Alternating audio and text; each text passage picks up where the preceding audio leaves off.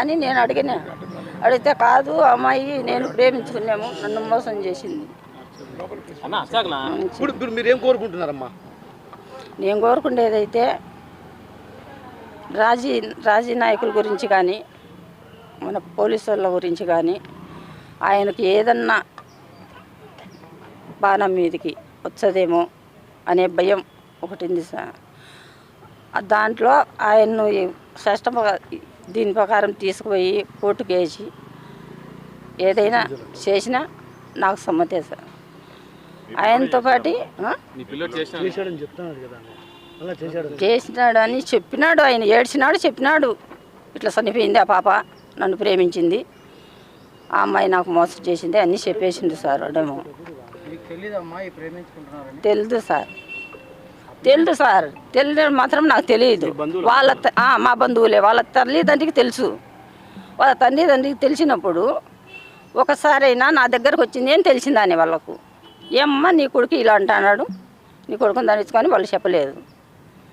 రెండో సూరి మళ్ళా మీ పాప ఎవరితోనో ఫోన్లు చేస్తుంది, ఎవరితోనో ఫోటోలు పంపించండి అని వాళ్ళ నాయనతో ఏమో చెప్పిండంట. అప్పుడైనా నీ కొడుకు ఇటు వచ్చి చెప్తున్నాడు నా పిల్ల గురించి, నా పిల్ల ఎవరితో తిరుగుతాయేమి అని వాళ్ళతో అనే బదులు నాతో అంటే నేను ఈ పిల్లని నేను దండించుకునేదాన్ని. ఏడాది క్రితం ప్రేమించినానని చెప్పి మందలించామని అంటున్నారు. అదే సార్ 6 నెలల క్రితం జరిగింది, మేము దండించినామంట అంటారు వాళ్ళు. దండించిన వాళ్ళు మీరు మేము బంధువులము, నేను తెలిసిందని నాకు వచ్చి ఒక మాట చెప్పాలి కదా వాళ్ళు. నాకు తెలియదు, నాకు చెప్పలేదు. పోనీ మళ్ళా సూరి వాడు చెప్పిండంట అంటారు. ఏది ఆ అమ్మాయి ఏరే వాళ్ళతో మాట్లాడుతుందని చెప్పిండంట అన్నాడు. చెప్పినప్పుడైనా నా పిల్ల ఎవరితో మాట్లాడితే ఏమరా నీకేం పనిరా అని బాగానే అరిచిండ్రంట. బాగానే అరిచినప్పుడు ఆ మాట కూడా నాకు వచ్చి చెప్పాలి తల్లికి. ఏది నీ కొడుకు ఇటు వచ్చి అంటున్నాడు, మా పిల్ల కాడికి రాని కాకు, మా పిల్ల మా ఇష్టం అనాలా. అట్లా చెప్పలేదు వాళ్ళు.